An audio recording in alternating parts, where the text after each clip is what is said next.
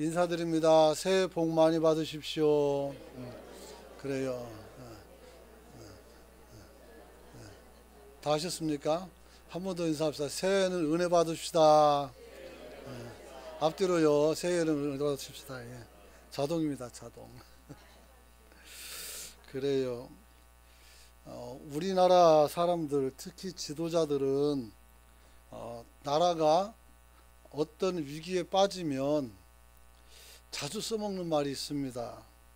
우리 민족은 6.25 사변의 잿더미 위에서 한강의 기적을 이룬 민족인데 우리가 여기서 그냥 주저앉으면 되겠느냐 이렇게 말합니다.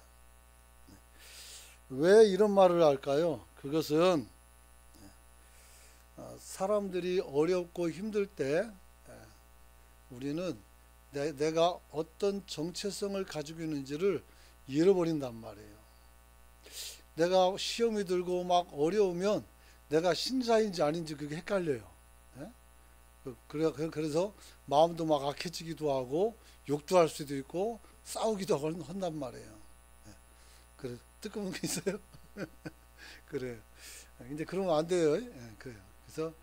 그래서 우리가 하나님 앞에서 우리가 좀 더 정체성을 확보하는 게 좋다 이렇게 얘기할 수 있어요.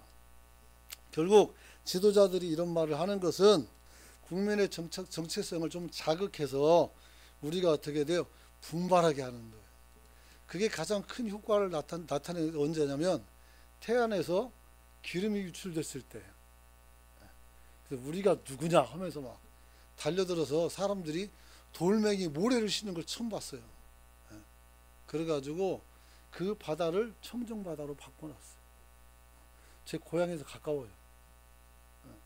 그래서 많은 사람이 왔지만 그 중에서 누가 제일 많이 갔어요?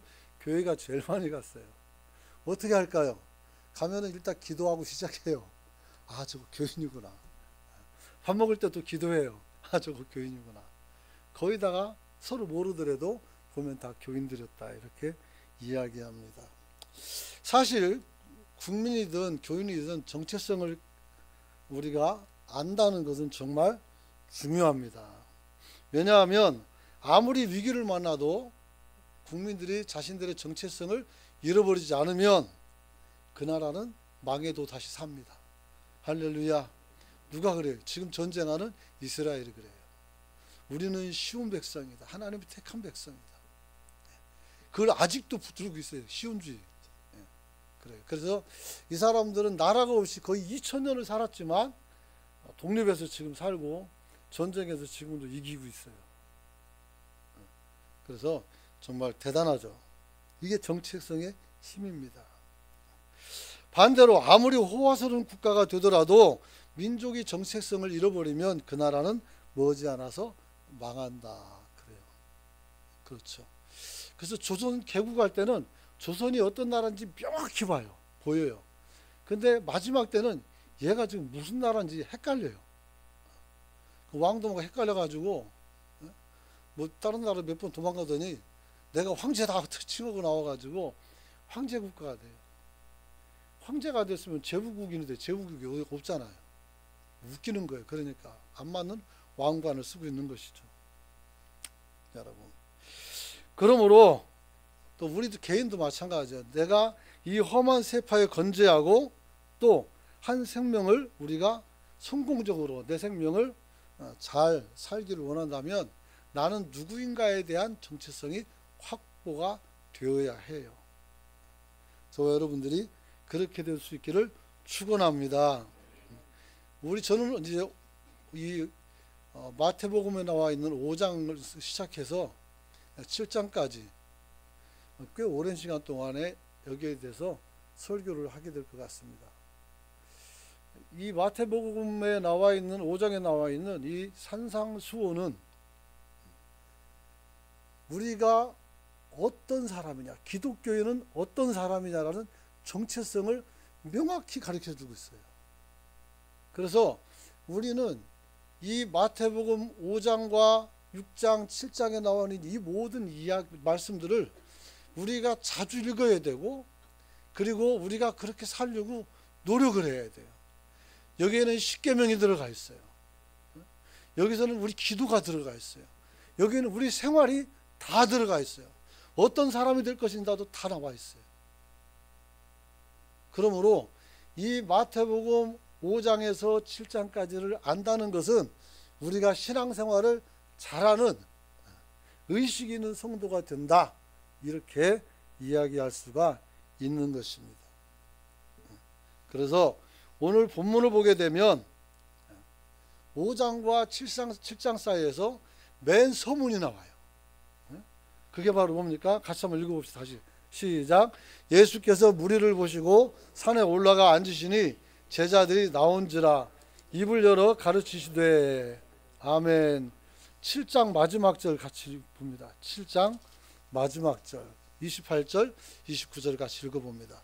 시작. 예수께서 이 말씀을 마치심에 무리들이 그 가르침에 놀라니 이는 그 가르치시는 것이 권위 있는 자와 같고 그들의 서기관과 같이 아니함이로라. 할렐루야. 이제 입을 열어서 가르쳤는데 다 듣고 나니까 어떤 현상이 나타나는가 하면 놀라운 거예요. 여지껏 이런 소리를 들어본 적이 없어요. 맨날 그 신명기 6장이라는 십계명만 붙들고 막 살았는데 여기에 대해서 하나님이 이걸 왜 만들어주는지를 우리에게 확 그냥 풀어줬단 말이에요. 그래서 눈이 번쩍 뜨이게 된 거예요. 눈먼 자가 눈 뜨는 것도 대단하지만 영안이 닫힌 사람이 영안이 열리는 건 더 대단한 일이요. 우리가 영적 안목을 갖기를 축원합니다. 거기가 어디 있다고요? 산상수훈 속에 들었다 이 말이에요. 그래서 산상수훈만 책을 만들어 놓은 그 시리즈가 있는데 이만큼 두꺼워요. 얼마나 많은지 압니까? 그래서 그걸 다 못해요. 못하고 이제 추려서 은혜게 되게 만들어서 여러분들에게 제가 몇 날 며칠 동안 이제 공급을 해 드리려고 합니다. 그래서 여러분들이 하나님 앞에서 오늘 말씀을 잘 들어야 돼요. 그러면 산상수훈은 어떤 말씀이 들어있는 것일까? 이제 성경을 넘겨서 4장으로 좀 넘어가 주시길 축복합니다. 그래서 오늘 예수님께서 4장 17절 보면 이런 말이 나와 있어요. 이때부터 예수께서 비로소 전파하여 이르시되 회개하라 천국이 가까웠느니라. 할렐루야. 네. 여러분, 이 말씀은 예수님이 먼저 했을까요? 사람이 먼저 했을까요? 틀렸어요. 요한이 먼저 했어요. 세례 요한이 먼저 했어요. 그런데 왜 세례 요한은 이런 말을 했을까요? 세례 요한은 예수님을 통해서 세상이 종말이 온다는 것을 알고 있는 거예요. 그리고 구원이 완성된다는 것을 알고 있어요. 우리가 모든 것이 다 회복된다는 것도 알고 있어요. 할렐루야. 그렇단 말이에요. 그래서 사람들이 나올 때 회개하라. 이제 하나님 나라가 가까이 왔어. 회개하고 하나님 나라를 들어가라는 것이죠. 이 말을 누가 했다고요? 다시 예수님이 반복해서. 여러분, 그래서 세상은 점점 더 악해져 가고 사람들의 마음은 그리스도에서 떠나는 것 같고 우리 젊은 아이들은 자기만 알고 하나님을 잘 모르는 것 같고, 그렇지만 때가 되면 그 아이들도 하나님의 음성을 듣고 주님 품으로 돌아오게 되는 줄 믿으시기 바랍니다. 그런 거예요, 여러분. 그래서 오늘 내가 누구인가를 더 선명하게 기억해야 돼요. 우리는 누굴까요? 하나님 나라에 들어갈 사람인 줄로 믿으시기 바랍니다. 그리고 또 우리는 두 가지예요. 하나님의 나라로 사람들을 끌어와야 되는 그런 사람인 줄 믿으시기 바랍니다. 그 전도예요.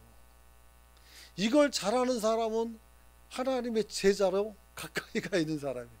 이걸 못하는 사람은 어떻게 돼요? 조금 시원찮은 제자가 되는 거예요. 그래서 우리가 전도하라고 막 강조해서 되는 게 아니고 여러분들이 왜 해야 되는지를 알아야 돼요. 주님이 우리를 천국으로 부른 것처럼 우리도 사람들에게 회개하라, 천국이 가까웠다는 것을 이야기할 수 있어야 돼요. 그래서 오늘 아픈 자들은 이 말씀을 통해서 하나님에 대한 소망을 가지고 이것을 이겨낼 수 있고, 실패한 자도 비록 내가 여기서 실패했지만 나는 하나님 나라에 들어갈 수 있는 훌륭한 사람이라는 것을 생각하고 다시 도전할 수 있고, 그렇죠. 병들고 장애를 갖고 있고 마음이 상한 자들도 이 말씀을 듣고 나도 하나님 나라에 들어갈 수 있다는 것을 깨닫고 용기를 내서 살아갈 수가 있는 겁니다. 그래서 이 말씀은 법을 얘기하는 것이 아니라 은혜를 얘기하는 겁니다. 사랑하는 성도 여러분, 그래서 이 말씀 회개하라 천국이 가까웠노라, 이 말씀은 마태복음 5장과 7장 심지어는 크게 보면 신약 성경이 왜 기록되었는지를 알려주고 심지어는 구약 성경도 왜 기록되는지를 알려주는 거예요.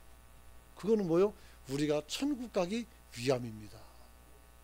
그런데 우리는 천국에 별 관심이 없는 것 같아요. 지금 내가 맛있는 거 먹으면 좋고 좋은 사람하고 놀러 다니면 좋고 그잖아요. 그럴 수 있어요. 그게 우리 눈에 보이는 거니까. 하지만 믿음은 바라는 것들의 실상이요 보지 못하는 것을 증거하는 것이라겠어요. 그러면 우리가 보이진 않지만 우리가 추구하는 것이 무엇인지를 정확히 알고 이것이 이루어지도록 우리는 이 땅에서 살아가야 되는 겁니다. 저와 여러분이 그런 사람이 되시길 축복합니다. 그래서 오늘 이 마태복음 4장 17절에 나와 있는 예수님께서 비로소, 이 말은 지금부터란 말이에요. 처음으로 하시는 말씀이에요. 말씀을 전파하여 이르시기를 회개하라 천국이 가까웠다 이랬어요. 그래서 이 말씀을 중심으로 우리가 마태복음 서문을 이해하고 마태복음이 어떤 성경인지를 이해하고 들어갈 수 있었으면 좋겠다는 생각을 가져봅니다.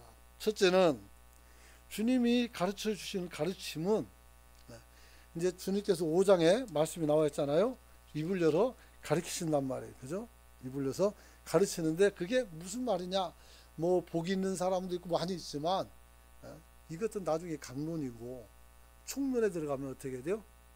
회개하라 천국이 가까웠다요. 여러분. 그래서 회개와 회복에 관하여 주시는 말씀이다 그랬어요. 한번 따라서 합시다. 회개는 회복이 따른다. 그래요. 회개 안 하면 회복 없어요. 아셨죠? 우리가 하나님 앞에 범죄하고 회개하지 않으면 회복이 안 돼요. 한편 강도는 어떻게 회개했어요? 야, 너는 왜 예수님을 욕하냐? 저 사람은 죄 없이 죽는 거고 우리는 죄가 많이 있는 사람이 아니냐? 우리가 죽는 건 당연한데 그렇게 하면 안 된다고요. 이게 자기 고백이었어요. 그리고 부탁을 하죠. 오늘 나를 좀 당신 옆에 좀 데리고 가달라고. 주님이 대답하죠. 네가 나랑 낙원 즉 천국에 있을 것을 말씀했어요.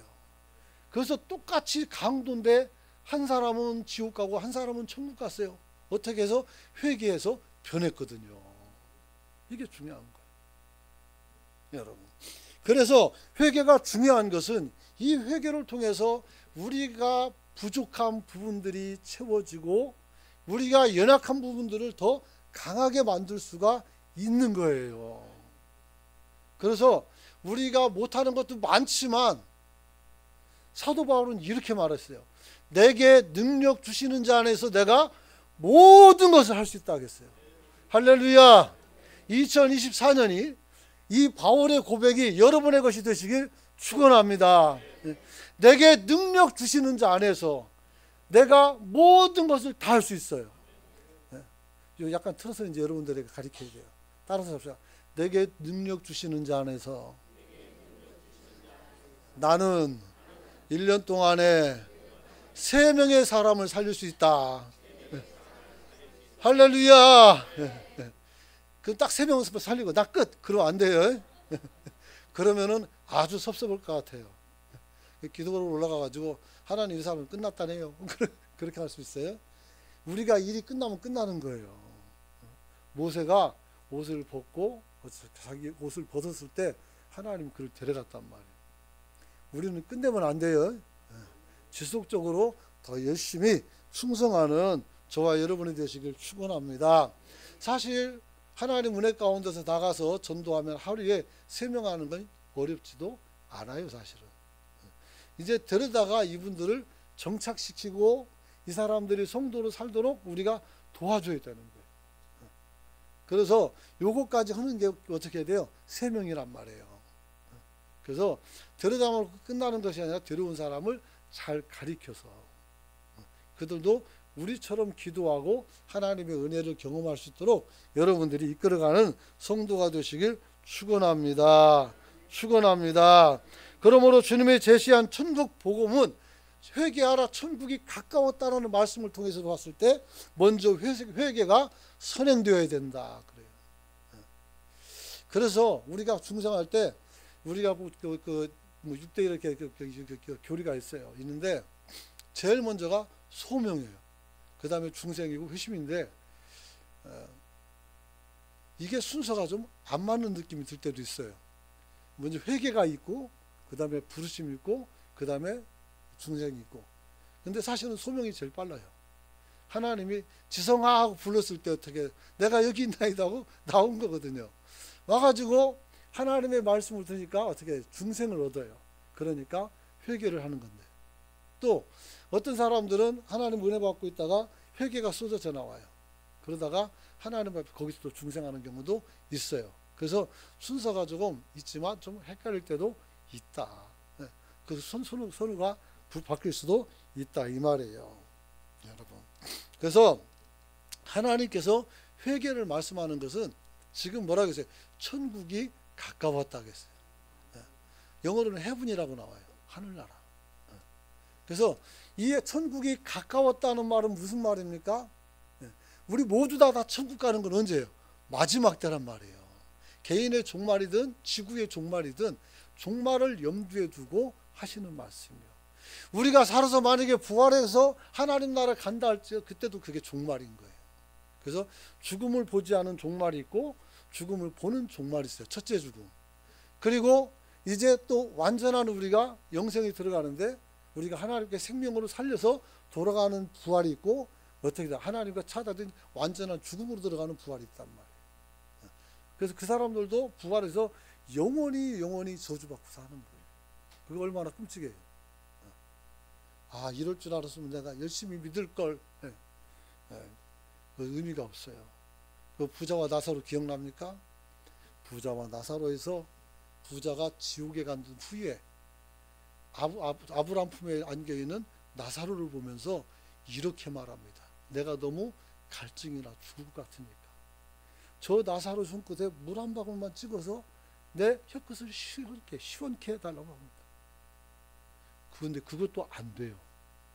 아, 세상에 물 인심이 제일 후한데 물 한 방울도 안 주는 거예요. 그러니까 이 너무 괴로우니까 이 부자가 아브라함에게 얘기해요.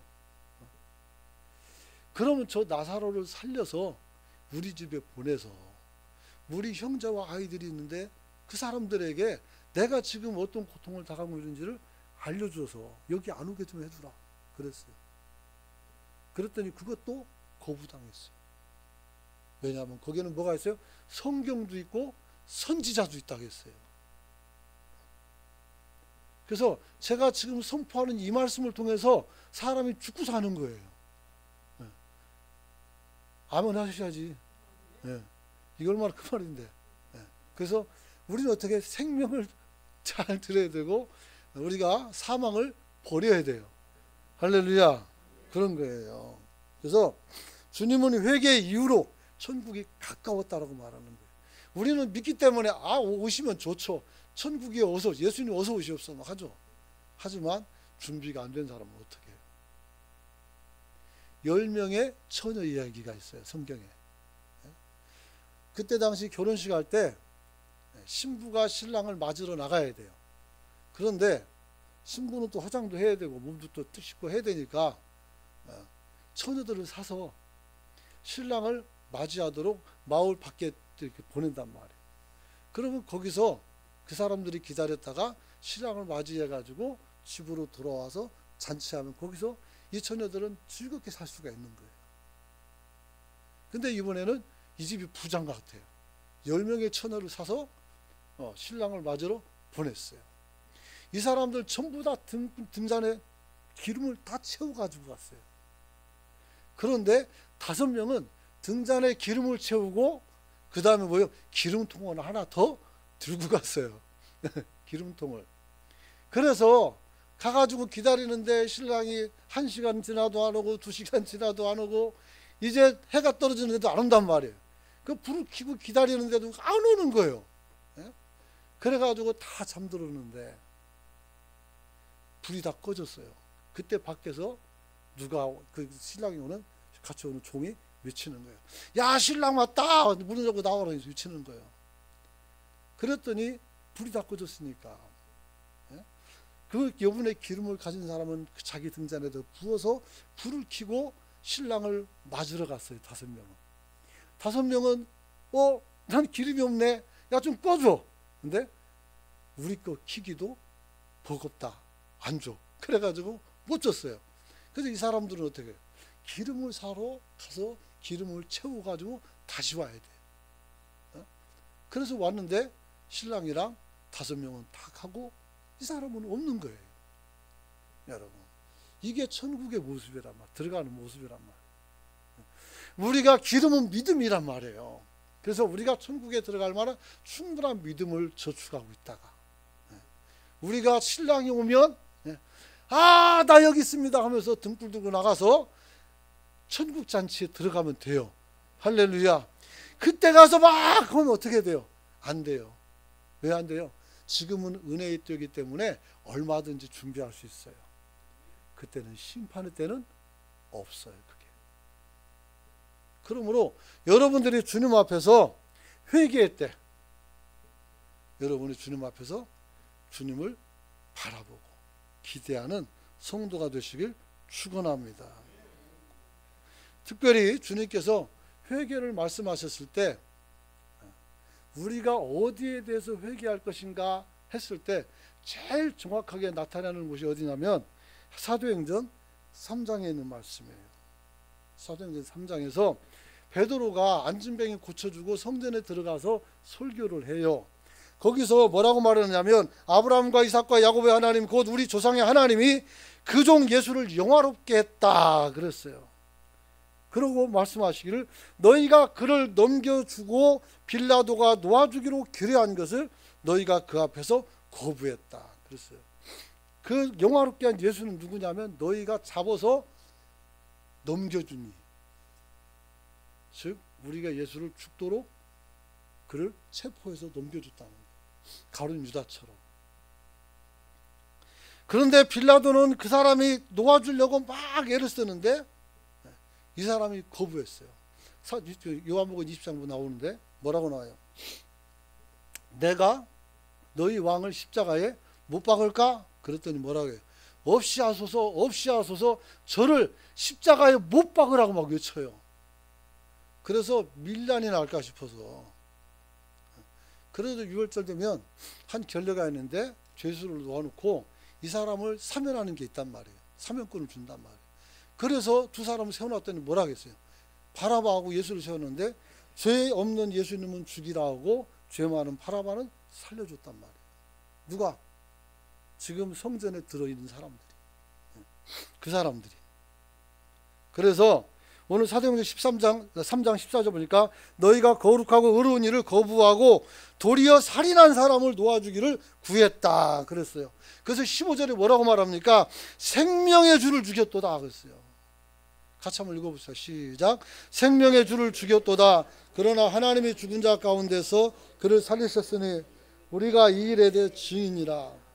여기서 마음에 확 걸리는 게 뭐냐면 생명의 주를 네가 죽였다는 거예요. 그리고 어떻게 사도들이 말하기를 우리가 증인이라는 거예요. 다 봤다는 거예요. 죄를 졌는데 본 사람이 없으면 우기면 돼. 막 다 죄 없다고. 증거 없으니까. 그럴 수도 있겠죠. 양심의 법은 아니지만 그렇죠. 그런데 봤다고 하는데 무슨 말을 해요? 여기서는 다 게임이 끝난 거예요. 그래서 사도행전 2장 38절 7절을 보면 그래서 사람들이 이렇게 말해요. 먼저 이제 그 성령 받고 나서 그 성령에 관해서 이렇게 신비로운 그 역사에 대해서 물어보는 얘기 가운데서 예수님의 부활을 말하고 성령을 얘기하면서 그때 똑같은 말을 또 해요.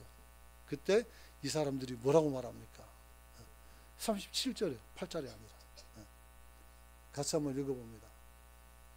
사도행전 없습니까?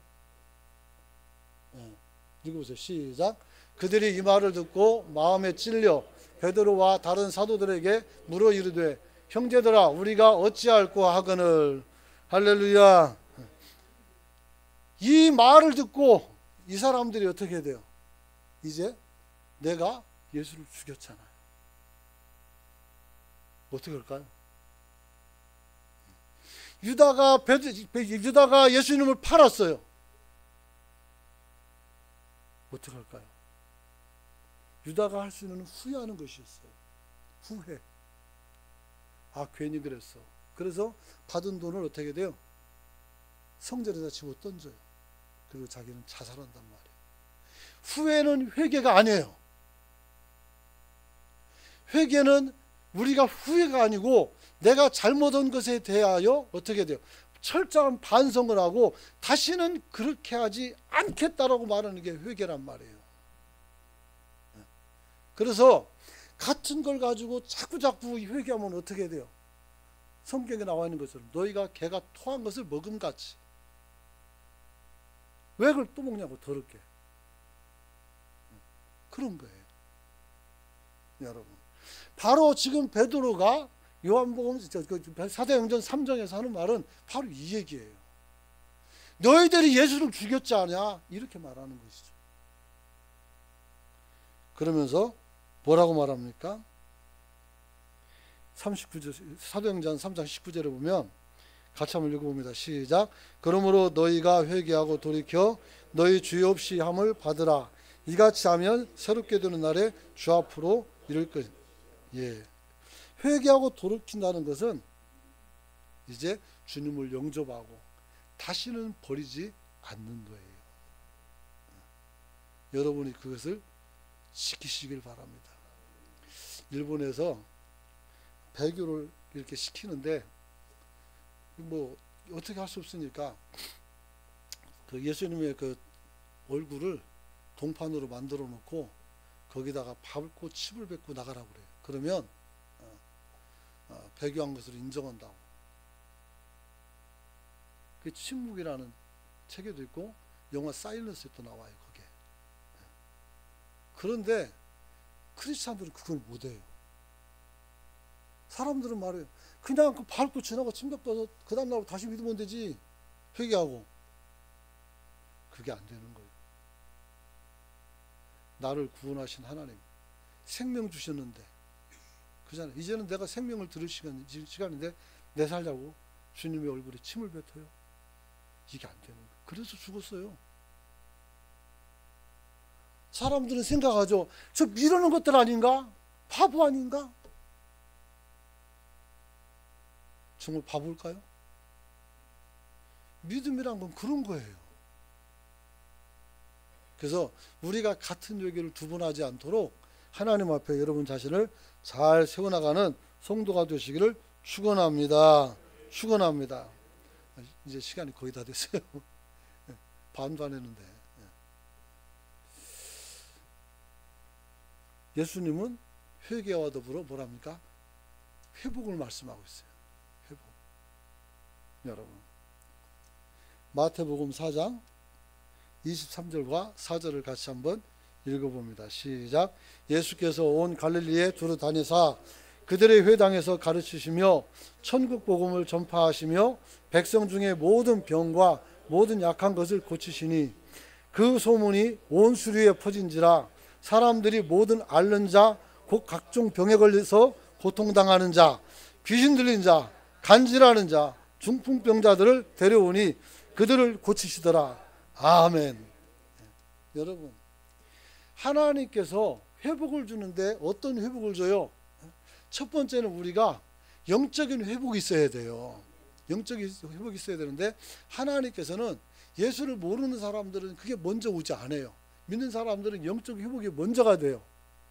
근데 믿지 않은 사람들은 예수님을 바라보고 어떻게 돼? 행위를 보고 아 저분이 특별하다는 걸 알게 되고 믿게 돼요. 그리고 이 사람들의 믿음을 더 강화시키기 위해서 어떻게 돼요? 이 사람들의 연약한 부분들을 채워주는 거예요. 그게 질병을 고쳐주는 거란 말이에요. 그래서 질병을 고쳐주는데 믿음이 들어가지 않으니까 어떻게 돼요? 고치면 감사한금 10만 원 딱 내놓고 가요. 고침받았으면 감사한금 10만 원 하자 100만 원, 1000만 원 해도 안 아깝죠. 암 고치면 우리 보통 암 걸리면 죽을 때까지 1억을 넘겠습니다. 그냥 10만 원 탁 갖다 놓고 차라리 그잖아요. 안 드리는 게 나아 그럴 것 같아요. 무슨 동네 애들 뭐 하는 것도 아니고 자기 아들 용돈 줘도 10만 원은 더 줄 거예요. 그런 식으로만 곤란한 거예요. 근데 우리가 하나님 앞에 회복이 됐으면 고쳐졌으면 우리는 그걸 통해서 어떻게 해야 돼요? 구원으로 나가야 돼요. 내 생명을 주님께 어떻게 해야 돼요? 다시 회복돼야 돼요. 그게 중요한 거예요. 그걸 모르니까 10만 원 놓고 그냥 가는 거예요. 그게 얼마나 가까운 거예요. 예수님께 가장 가까이 왔고 예수님을 보았고 그가 누군지 알고 그에게 기도하고 응답이 와서 고쳤는데 거기서 끝이에요. 그 회복이 아니에요. 회복이 아니에요. 제가 말씀드렸잖아요. 전화를 해가지고 기도했는데 그 사람이 나왔어요.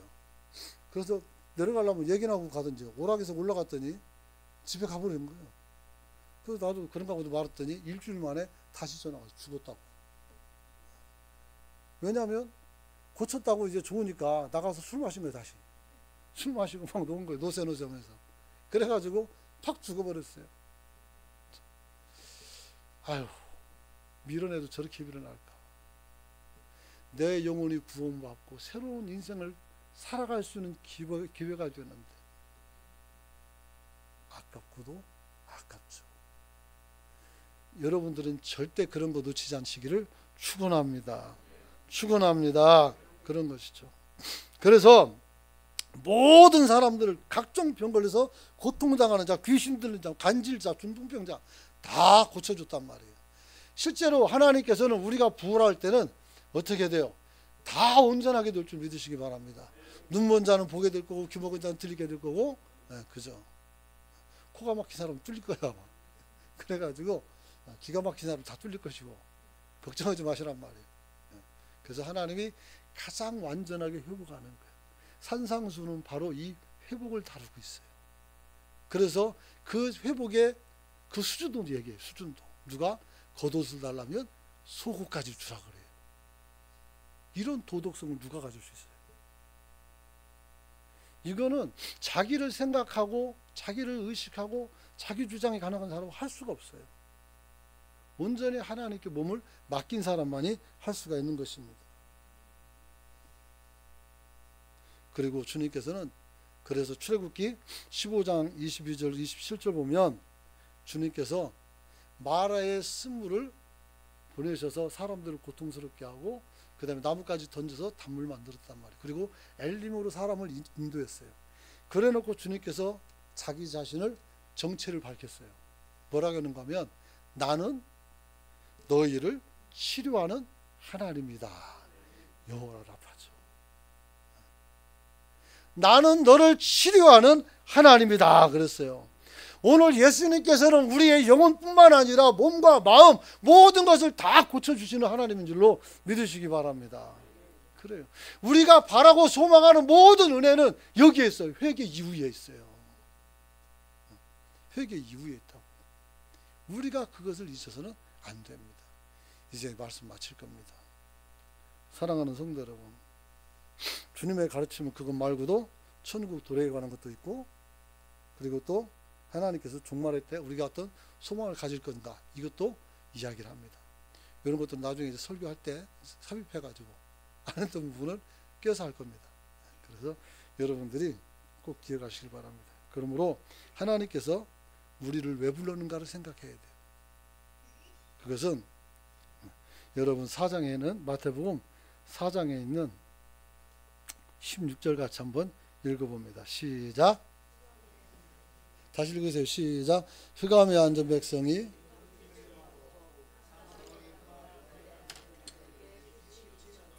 아멘. 어두운 세상에 큰 빛이 비쳤다는 거예요. 그래가지고 주님이 그 빛을 딱 비치는데 그게 첫 마디가 뭐예요? 회개하라, 천국이 가까웠다는 거예요. 여러분, 오늘 우리는 하나님의 가르침을 통해서 천국 복음의 완성이 이루어질 날이 온다는 것을 알게 됩니다.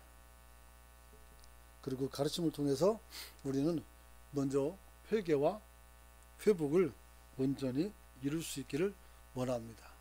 그래서 잠깐 기도할 때 하나님, 내가 회개하고 간구하오니 내가 잘못 가는 길에서 벗어나 주님을 배반하지 않도록, 그래서 하나님 앞에서 하나님의 의의 길을 가고 거기서 배반하지 않도록 참 회개를 통해서 우리가 세워지게 해달라고 주님 앞에 기도할 수 있기를 원합니다. 주여 기도합니다.